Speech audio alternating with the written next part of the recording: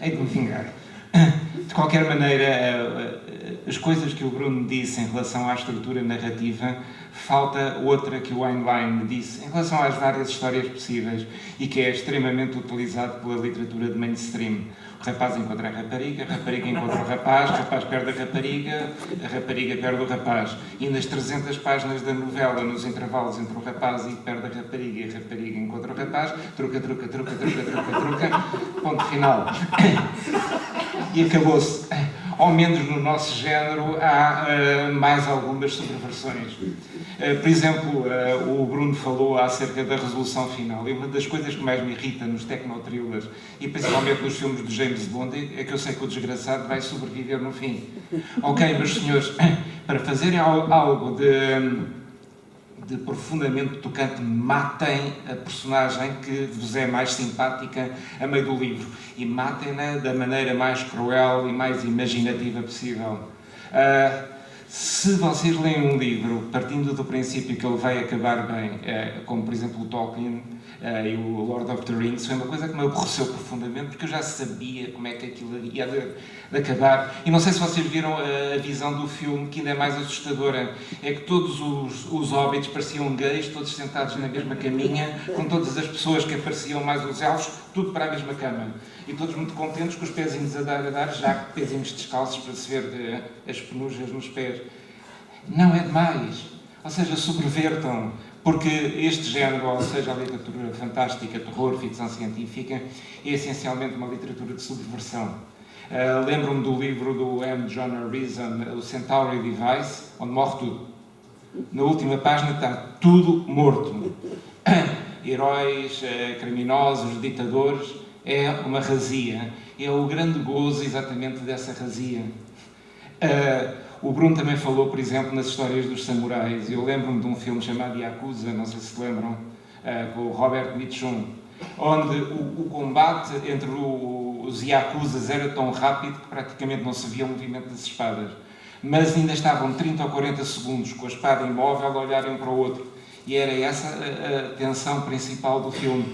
Quem é que ia baixar a espada em primeiro lugar?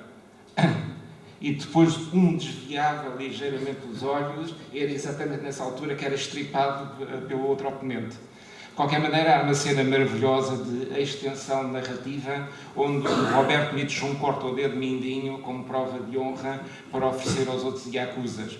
O Robert Mitchum põe um paninho em cima da mesa, suspira fundo, tira uma faquinha, põe o dedo nesta posição e depois corta-o com a cara perfeitamente impenetrável de Robert Mitchum, ou seja, ele tem aquela mesma cara a fazer uma necessidade na casa de banho, como a cortar o dedo mindinho, como a declarar-se à namorada. É um magnífico autor, como é que ele se controla e não berra nem geme enquanto corta o dedo mindinho. Mas é daquelas expressões faciais que me ficaram para mim na memória. De qualquer maneira, outro esquema da literatura. Em relação ao início, o Roger Zelazny diz há um problema, ou seja, às vezes quando eu começo uma história eu não faço a mínima ideia do que é que eu vou dizer a seguir. Portanto, geralmente todas as histórias que vocês lerem, onde um indivíduo acorda numa sala vazia sem se lembrar de nada, é que também que o próprio escritor não faz a ideia do que é que vai fazer com a personagem em relação à sala vazia. Isso virá essencialmente depois. Desculpem. Nas minhas histórias tenho tendência a começá-las, tenho uma boa imagem forte inicial, mas às vezes não faço ideia como é que aquilo acaba. A história não pode avançar, façam isso mais rapidamente do que avança o ressurgimento das imagens que surgem na cabeça. Se vocês escrevem mais depressa do que as imagens na cabeça, a história perde-se. Têm que escrever devagar e se não sabem como é que hão de tirar a pessoa do canto onde ela se meteu, aguardem 2 ou 3 dias e isso virá nos sonhos ou virá enquanto estou a tomar o pequeno almoço ou num outro canto completamente diferente, dissociado do livro, sem sequer estarem a pensar no livro. De repente a ideia vem, vou tirá-lo desta maneira. Às vezes resulta, outras vezes não resulta e evidentemente a história fica bloqueada. Preparem-se para terem histórias bloqueadas durante anos. Uma das minhas experiências em relação ao bloqueio foi aquela que apareceu na Sombra sobre Lisboa, onde metade do conto que eu escrevi foi escrita há 20 ou quase 30 anos atrás e depois o resto foi intercalado em relação à situação moderna da invasão Lovecraftiana de Lisboa. Penso que vocês não vão conseguir descobrir quais foram as partes mais antigas e as partes mais modernas, mas o que é certo é que o conto teve parado. Tempos e tempos e tempos. Deixem-nos parar. E também depois não esperem da bondade implícita dos editores. Os editores são uns perfeitos monstros, garanto-vos. Mas têm sempre aquele aspecto complacente do grande sorriso. Uma vez eu e o Luís Filipe Silva, quando fomos entregar o nosso gigantesco Terrarium à Caminho, e que demorou 3 anos a ser publicado, após ameaças de intimidação permanentes nossas, olhem, se não publicarem, amanhã vamos aí buscar o livro. Sim, João, espera lá um bocadinho. No dia onde nós tínhamos decidido, é hoje mesmo, hoje vai haver sangue, foi nesse dia onde nos telefonaram a dizer que o livro ia sair. Mas depois, para nos sossegarem e para nos mostrarem que tínhamos sido privilegiados, levaram-nos às caves da Caminho, e digo-vos, as caves eram assustadoras. Eram 4 ou 5 salas cheias de estantes, com resmas de papéis desta grossura, em estante sobre estante, sobre estante, sobre estante. Nós perguntávamos, ok, o que é isto? São os manuscritos que os jovens autores cedem a Caminho. Então, e vocês leram-nos? Ou seja, ninguém tinha lido aqueles livros, agora já devem ter sido todos destruídos e queimados, mas eles estavam lá à espera de serem lidos. Evidentemente, quando o desgraçado do autor telefona e pergunta ao editor, então está a ler, está a gostar? Estamos ainda em consideração. Don't call us, we'll call you. No meio daquela confusão toda de manuscritos abandonados, havia um desta grossura. Eles disseram-nos, então, João e Luís, o que é isto? Não fazemos a mínima ideia, é a continuação dos Lusíadas em verso, até aos dias de hoje. Então isso não tem piada, não sei, nunca lemos. Portanto, cuidado com isso. Outras vezes é a total incompreensão da parte do editor daquilo que vocês escreveram. Nós somos desgraçados em relação a um género. Eu lembro-me quando, por exemplo, para uma editora, que já não existe, que era a editora Rowling, escrevi o Disney no Céu entre os Dumos, disseram-me imediatamente, João Barreiros, isso não é um título que se possa publicar. Mas eu dizia assim, mas isto é o título característico da literatura de FCC, New Wave. Por exemplo, o Robert Sheckley tem um conto que cujo título é já um mini-conto. Eu vejo um homem sentado numa cadeira e a cadeira está a morder a perna. Portanto, o que eu não hei de dizer Disney no Céu entre os Dumos, porque lembro evidentemente a canção dos Beatles. João, não sei se lembras, as pessoas conseguem saber. Deixa estar. É claro que não me chegaram a publicar o conto nessa altura, teve 20 anos até ser publicado em Espanha, mas de qualquer maneira, reparem que se vocês estão a escrever para um determinado mercado e se vão a uma editora dito generalista, a editora generalista, no momento onde vocês disserem, então, João Barreiros, de que trata o seu livro? Ficção científica. Estamos muito ocupados, eu estou-me a chamar ali ao fundo para uma reunião, boa tarde, etc. Está bem, este ano temos o plano editorial completamente repleto, venha daqui a 20. Portanto, preparem-se para isso. Portanto, eu penso que para já não devem investir cerca em romances épicos de 20 volumes e 500 páginas cada um. Fiquem-se pelos contos para já. Para os contos ainda há algum mercado disponível nos interstícios da internet, da revista Bang, da Trema ou assim, mas a Trema não vos vai publicar um mega giga romance.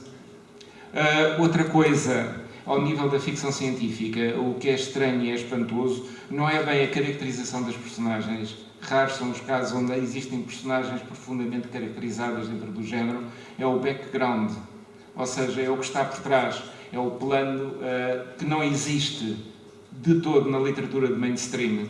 Aquilo, o rapaz e a rapariga que se amam loucamente e que põem os ditos um ao outro, pode ser passado em qualquer cidade, porque não há propriamente um universo traseiro, nem os autores do mainstream têm prática disso, mas os da FCC têm. Ou seja, a parte política, económica, social do planeta ou da sociedade onde eles se encontram é, de facto, a principal característica, a principal base da estrutura narrativa. Um ótimo exemplo para isto, e se vocês não leram, leiam, que vale a pena, do Brian Aldiss, é a trilogia de Heliconia. Heliconia é um planeta onde existem humanoides. O próprio Brian Aldiss disse que não é muito natural que existam humanoides num planeta longe da Terra, mas também, se fossem todos minhocas, as pessoas não tinham empatia pelos heróis da história. Mas nesse planeta, as estações do ano duram 500 anos. 500 anos de inverno, 500 anos de primavera, 500 anos de verão. E, portanto, cada um dos dias primavera, verão e inverno é um dos elementos da trilogia, onde, evidentemente, todas as personagens do primeiro volume já morreram há tempo. O que é essencial ao nível da história é o planeta. E o que vocês querem saber é o que é que acontece com o planeta, onde o verão dura 500 anos, e o que é que acontece à ecologia na altura onde o planeta se começa a aproximar do Sol e as florestas inteiras ardem. Todo o planeta fica em chamas, o que é uma imagem perfeitamente fantástica, em relação à oposição do primeiro, onde o planeta está gelado e todas as espécies estão cristalizadas à espera que venha a primavera. Cristalizam-se mesmo. Depois voltam à estrutura orgânica, saem do chão e, portanto, todo o planeta na primavera é uma explosão de vida de um modo perfeitamente espantoso. Portanto, os atores, narradores, e há mesmo uma glória de humanos ali, uma embaixada humana também, ok, para uma maior identificação, é perfeitamente secundária. O mundo que vem de trás é um mundo essencial.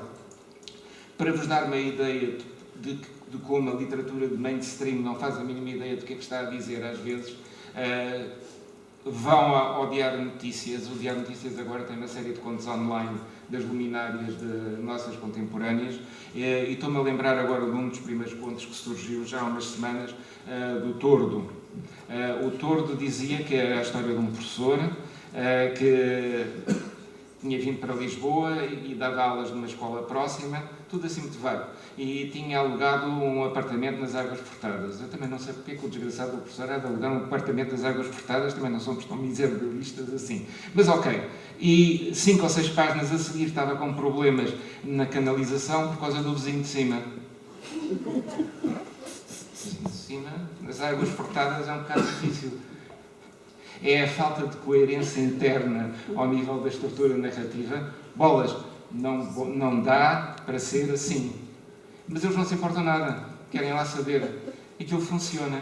E durante todo o livro, todo o conto, era a ideia de que o professor tinha visto um filme há muitos anos atrás, passado em Veneza a afundar-se nas águas, onde havia uma boa zona de uma atriz que andava de um lado para o outro a fazer aos outros atores, e depois ele tinha ficado fascinado pela rapariga. Uns anos depois um amigo convida-o para ir a uma festa, ele vê-a no meio da festa, tenta falar com ela, já não a encontra, e depois o amigo diz que ela morreu há muito tempo. Fim. Para uma história de fantasmas, depois de 5 páginas a descrever a Veneza afundada, que não interessa ao menino Jesus, a história de um fantasma que não faz mais nada além de estar sentado e depois vai-se embora, onde nem sequer comunica com o próprio narrador, é falho ao nível da criatividade, é falho ao nível do choque final, é falho ao nível da estrutura e do desenvolvimento. Pensem bem como é que as coisas funcionam, porque ao nível de quem escreve uma história, dizia a princesa Irulan, não era da Duna, "The beginnings are a very important thing." E, portanto, a primeira frase é a frase que vos apanha. Se vocês fizerem uma frase chungosa ou aborrecida, vocês já perderam o leitor há que tempos. E não se esqueçam que as coisas que o leitor se lembra é a primeira frase e a última. Ou vocês acabam de repente com um murro, ou então, se a história vai definhando à medida que a narrativa avança, até depois, e depois foram-se todos embora, tomaram café. Não dá. Pensem no princípio e pensem no fim. Tem que ter uma boa frase no fim e uma boa frase no início. O meio é esquecível, mas os começos e os fins são de uma importância fundamental em qualquer tipo de história deste género. Porque eles têm que ter força. Portanto, penso, de qualquer maneira, não aborreçam as pessoas logo nas primeiras páginas com infodumps. O infodump é uma das coisas não a nível da FC. O infodump e outra coisa que se chama o As You Know Bob. Então, professora, como é que funciona um automóvel? Como tu sabes, Bob, o automóvel funciona como um motor de explosão, blá, blá, blá, blá, blá, blá, blá, e finalmente, ao fim de 5 páginas de explicação do automóvel, lá voltamos à história do Bob. Quem fazia infodumps perfeitamente insustentáveis era o pobrezinho do Júlio Verne. Então, principalmente na viagem à Lua, é uma seca de infodumps. Ele até explica a estrutura do canhão, a maneira como o aço é fundido, que pólvora é que é utilizada. E depois, é porque, se não me engano, e segundo ouvi dizer, o pobre do Júlio Verne tinha de facto, de repente, uma ideia que se podia aproximar da ficção científica. Mas depois dizia-lhe, meu caro Júlio Verne, e como é que isso funciona? E ele ficava perfeitamente aterrado e tinha que justificar tudo o que dizia. Por isso é que a viagem à Lua não funciona, porque ele não conseguiu justificar absolutamente nada de como é que umas pessoas podem ser disparadas numa bala estando de pé e nem sequer deitadas dentro da bala, como é que eles podem abrir a porta a meio caminho da viagem e deitar um cão pela borda fora, um cão que tinha morrido, e como é que eles podem voltar à Terra com a bala a cair em queda livre, desde lá de cima até cá abaixo, e depois quando vão salvá-los, porque eles estão a flutuar no oceano, estão eles a jogar damas, todos contentes. Quanto ao resto, ou seja, vê-se a Lua, há apenas página e meia da viagem, se não me engano, é já em torno da Lua, onde eles dão a volta à Lua e veem o lado oculto, numa altura onde o Sol está a nascer, e de repente o brilho do Sol ilumina uma civilização gigantesca, numa espécie de mega giga cratera do outro lado da Lua. São 3 ou 4 parágrafos, e são a melhor coisa do livro. Depois vão-se embora e nunca mais entram em contacto com os ditos. Não dá! Percebem? Eu penso que já não dava na altura do século XIX, por isso é que o E.G. Wells e o Júlio Verne se pegaram. E o Júlio Verne ficava furioso com o Wells, segundo me ouvi dizer, o pobrezinho do Verne levantava as mãos ao céu e dizia: "Mais l'on vente, quand même." Porque o Verne não inventava, ou seja, nada de que aparece nos livros do Verne é inventado. Todas aquelas ditas descobertas, descobriu o submarino Matreta, não descobriu nada, ele já existia por um cientista de Barcelona. E nós também tivemos no século XIX submarinos pré-vernianos, que era o submarino Ferreira, se não me engano, do engenheiro. Também já ninguém fala, mas acho que ainda andou pelo Tejo de um lado para o outro. Portanto, mesmo que vocês tenham ideias geniais e que vocês tenham feito uma investigação terrível para as vossas histórias, não a despejem no livro ou não a despejem no conto. Não cansem as pessoas com a vossa erudição. Sejam fluidos, sejam light.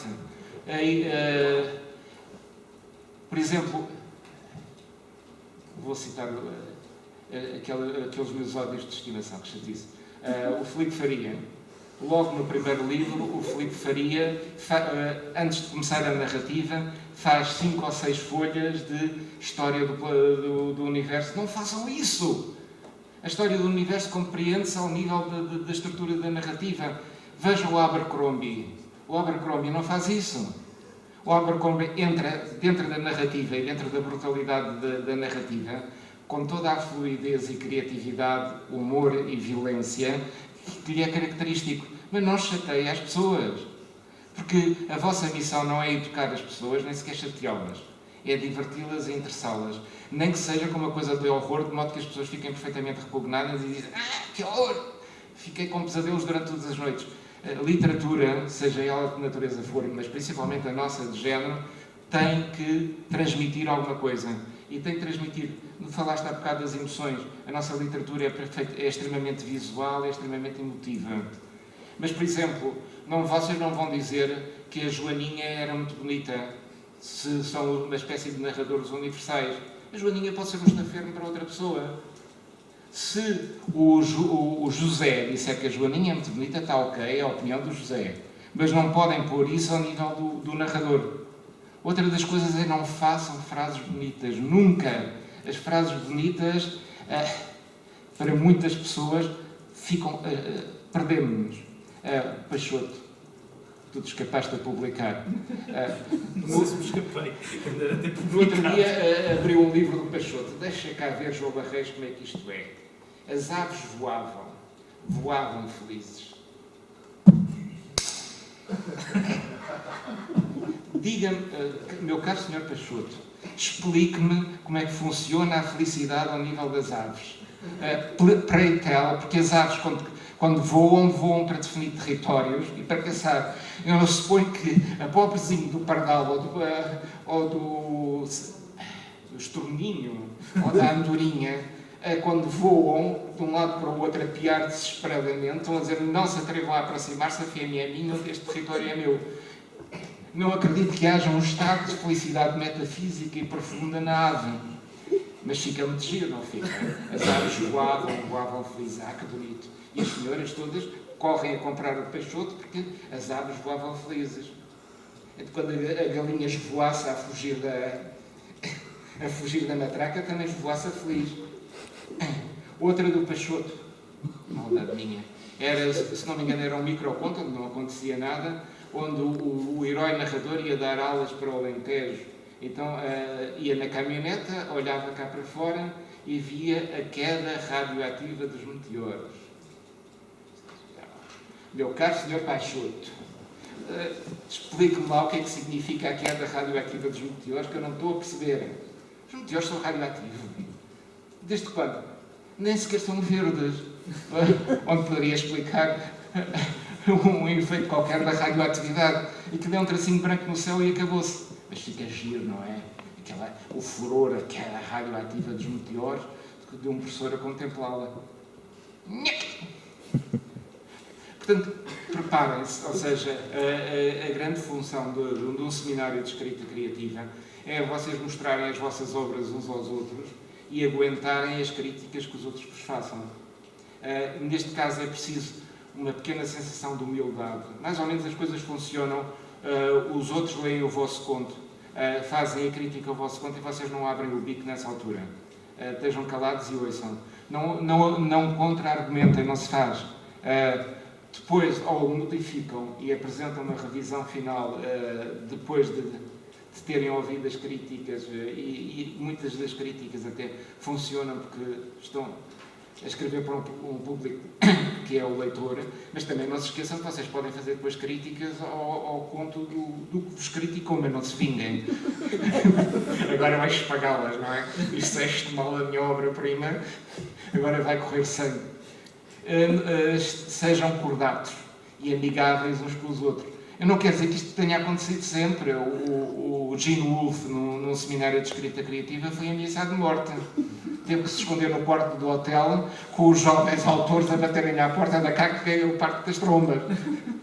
O Gene Wolfe teve que sair embora, teve que desistir do seminário. E numa outra vez, também num seminário de escrita criativa, era também com um indivíduo perfeitamente horrível, eu sei, o Arlen Ellison. O Arlen Ellison disse mal das... isto lembra-me uma história do Star Trek. Você está a escrever histórias do Star Trek, francamente. Vais pagá-las. Perseguiram o Arlen Ellison pela cidade a gritar. E o Arlen Ellison dizia que tinha uma moradia muito bonita, com uma porta toda feita em madeira especial, importada de África, cheia de toda trabalhada. Atiraram ovos podres à porta e ele ficou sem porta.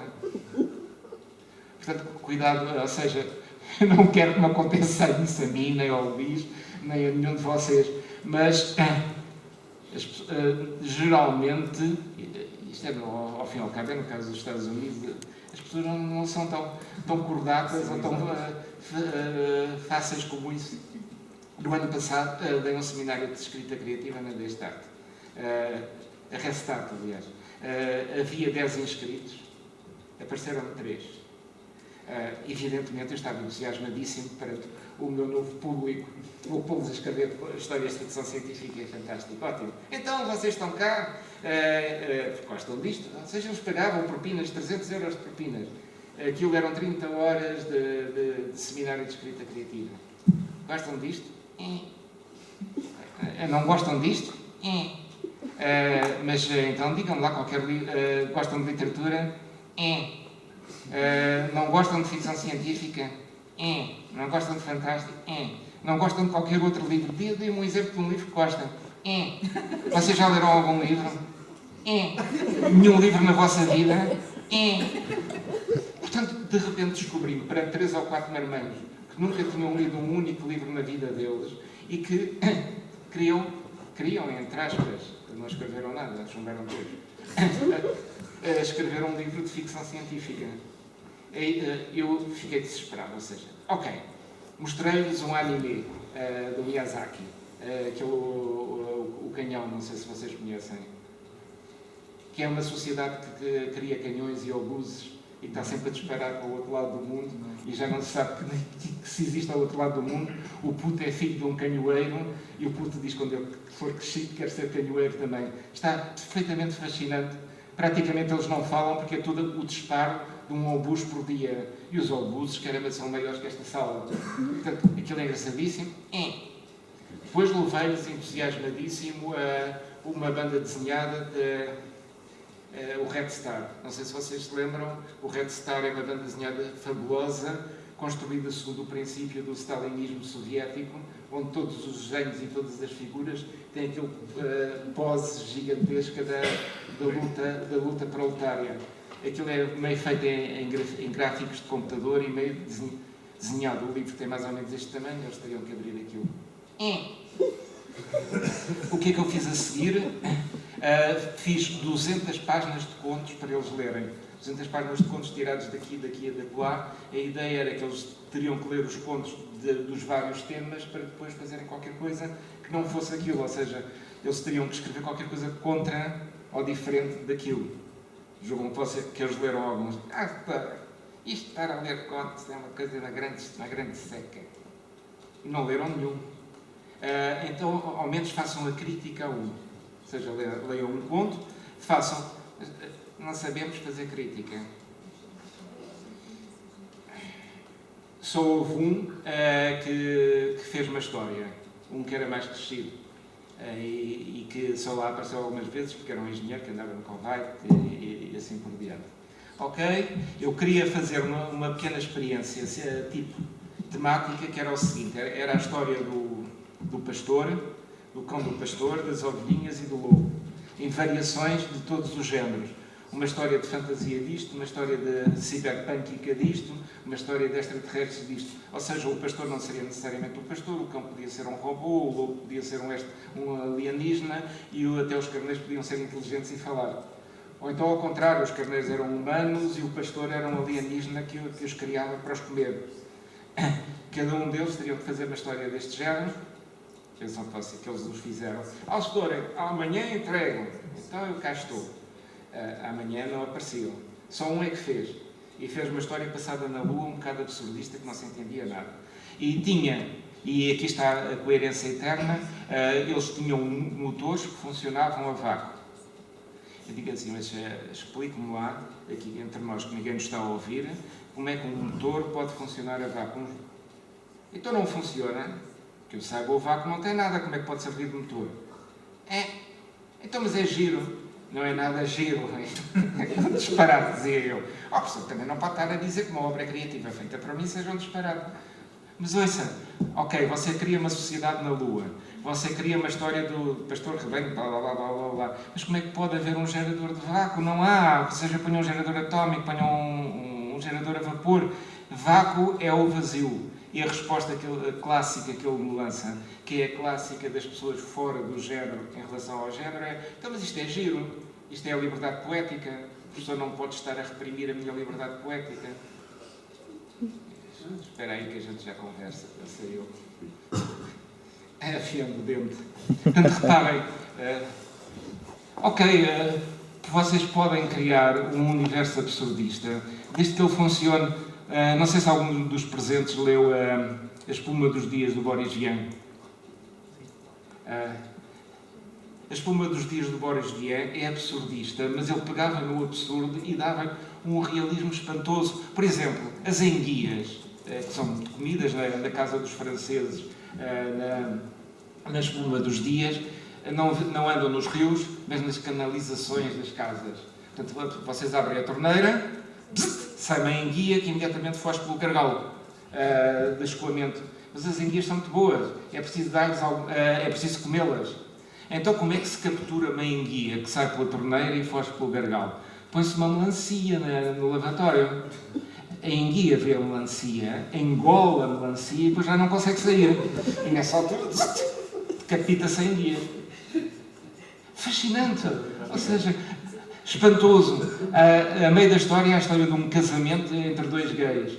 Então não é que os dois gays têm calças com botõezinhos na parte de trás. Nunca ninguém se lembrou disso. A namorada, se não me engano, do herói, acho que era a Chloé, não era? Se chamava... Não lembro, aquela que fica doente. Fica doente com um nenúfar no pulmão. Nenúfar no pulmão, exatamente. Como é que se cura o desenvolvimento gigantesco do nenúfar do pulmão que há de acabar por matá-la? Dando-lhe flores. Se ela estiver rodeada de flores, o nenúfar fica traumatizado e não cresce. É um romance sobre o amor. Exato. Mas é um romance sobre o amor, mas a parte de trás, ou seja, o universo, está magnificamente bem descrito. Existe lá, isto é para como é que se chama? Um duplo do Jean-Paul Sartre, a quem ele chama o Jean-Saul Sartre. O Jean-Saul Sartre escreveu um livro fascinante chamado O Vomitado. E está sempre no café a escrever. O marido de uma amiga da Chloé só compra enciclopédias de Jean-Paul Sartre e está na penúria, porque já não tem mais dinheiro para comprar enciclopédias e livros de filosofia. Portanto, a mulher resolve ir visitar o Jean-Paul Sartre e dizer-lhe ao meu caro senhor, não pode escrever mais porque o meu marido está à fome por causa das suas enciclopédias. Porque ele, aliás, até comprava as cuecas sujas do Jean-Paul Sartre. Eu digo, Jean-Paul Sartre, eu sou um filósofo, eu tenho que escrever. Pai, desculpe, então eu tenho que o matar. A minha senhora, faça favor, se tem que fazer isso, então abra aí a camisa. Ela abre a camisa e a arma dela é um arranca-corações, que é uma espécie de um espigão, com pinças na ponta, penetra no tórax do Jean-Paul Sartre, o espigão fecha-se, agarra-lhe o coração e depois chupa-o. E o coração é azul, cristalino e pentagonal. Percebem? Aqui, toda esta imagética funciona perfeitamente. No final da história, desculpem os spoilers, mas que as ideias são tão fabulosas. O herói da história, o namorado da Chloé, que acaba por morrer e depois se suicida, tem um ratinho com quem ele fala. É muito amigo do ratinho. E o ratinho é muito amigo de um gato. E, portanto, vivem os dois em grande amizade. O ratinho resolve suicidar-se no fim, já que os donos morreram. E diz ao gato, olha, come-me. E o gato diz, desculpa, mas não posso comer, tu és meu amigo, pá, é chatice, para ver lá. Pá, mas trinca-me. Não consigo, ou seja, tenho-te na boca, não consigo comer, só se estiver muito zangado. Ok, então vamos arranjar uma maneira para ficar zangado. Então o gato põe-se à esquina da rua, com a cauda para fora da esquina, com o rato na boca, e a história acaba, o livro, com um colégio de criancinhas cegas a aproximar-se. Lindo. Isto funciona. É espantoso, mas funciona. Num outro livro dele, que é o Arranca-Corações, que não tem nada a ver com é uma mãe perfeitamente obcecada pelo bem-estar dos filhos, que vive numa casa numa falésia cheia de árvores e tem medo que os filhos vão para o meio do jardim brincar nas árvores porque se podem magoar. Bem, então é melhor não haver árvores. Então ela contrata uma empresa estripadora de árvores. E as árvores vivem, fogem, gritam e são mortas a arpão. Mas funciona dentro do contexto. Portanto, eu não sei se o motor a vácuo funciona dentro do contexto, mas dentro de uma obra do Boris Vian, eu estou a lê-la, estou-me a rir, e estou a achar tudo aquilo tão coerente, embora absurdo, que me toca. Mas lendo a história do motor a vácuo, eu digo imediatamente que disparate. Parece que existe uma fronteira muito tênue, muito ambígua. O Boris Vian tem sempre a sátira social na ponta da língua, uma coisa impressionante. Ele tem um conto muito giro que é o lobisomem. Sim, é o lobiscão, o homiscão. Que é um lobo que é mordido por um homem. Exatamente. Transforma-se em homem. E é um drama para o resto do lobo, não é? Que leva pancadaria, que é roubado. E aquela da pessoa que vai ao correio com cartas, é também a história de dois namorados. Então ele é muito pobrezinho, então tem que ir a um pântano onde existem selos sanguessugas. Portanto, ele enfia as pernas no pântano e os selos sanguessugas colam-se-lhe às pernas. E, portanto, ele sai do pântano, descola o selo e põe na carta. E é assim que este universo funciona. Os seres são criaturas vivas que vivem em pântanos espantoso. Portanto, se vocês conseguirem apanharem uma ideia weird e a conseguirem integrá-la dentro do sistema, integrem-na discretamente, mas não expliquem. Ou seja, a explicação mata praticamente tudo. Ou seja, não expliquem as coisas mais do que elas são necessárias. Só para vos terminar, tinha aqui umas frases do Kurt Vonnegut Jr. Sobre como se deve escrever uma história. Um pouco parecidas com as tuas. Sirvam-se de uma pessoa totalmente desconhecida, de um tal modo que ela não sinta ter perdido tempo. Portanto, alguém que vos leia as vossas histórias, sinta-se realizado e não se sinta... Que grande chatice o tempo que eu perdi a ler esta treta. Deem ao leitor, pelo menos, uma personagem com a qual possam empatizar. Também tinhas falado nisso. Cada uma das personagens deve querer qualquer coisa, nem que seja um copo d'água. E imaginem uma pessoa no meio do deserto em busca de um copo d'água numa civilização onde a água é caríssima. E, portanto, já dava para fazer uma saga. Cada uma das palavras deve fazer uma destas duas coisas. Ou revelar parte da personalidade do herói, ou avançar na ação. Comecem tão perto do fim quanto possível da narrativa. Sejam sádicos. Ou seja, não importa se o vosso personagem principal é querido, queriducho, inocente, se é o líder da ação, façam com que lhes aconteçam coisas perfeitamente horríveis, de maneira que vocês possam ver se ele é capaz de superá-las. Escrevam para agradar apenas a uma pessoa. Se vocês abrirem a janela e fizerem amor com o mundo, mais ou menos acabam sempre por morrer com pneumonia. Deem aos vossos leitores tanta informação quanto seja possível, tão depressa quanto seja possível. Que se lixe o suspense. Ou seja, os leitores devem ter uma compreensão completa do que se está a passar, onde e como, de modo que possam acabar a história eles próprios, mesmo que as baratas tenham comido as últimas páginas do livro. Aqui não concordam-se. Não necessariamente. Mas, de qualquer maneira, o próprio Kurt Vonnegut diz que todas estas regras são para serem obedecidas.